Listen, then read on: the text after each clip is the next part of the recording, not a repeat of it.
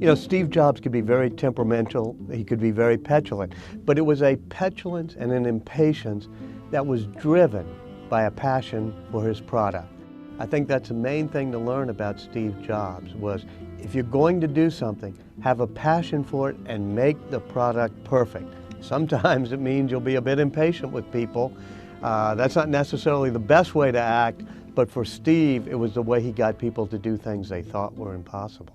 You know, when the first Macintosh team in the early 1980s went off on a retreat, they asked Steve, should we be doing market research? And he said, how do people know what they want until we've shown them? We should know what's on the page before they read it. It's like asking Henry Ford doing market research. He'd say, that would have told me that people wanted a faster horse, not a car. So I think Steve really felt it was important to be guided by the gut. I also, though, think that he understood the importance of empirical data.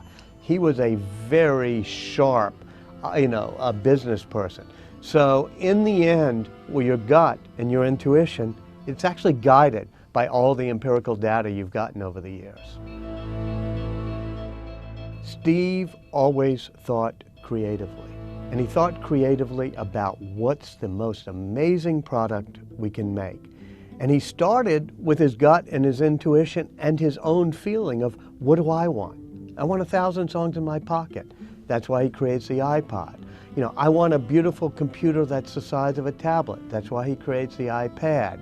So that was Steve's magic, was to be driven by the type of things that he knew he and other people would want.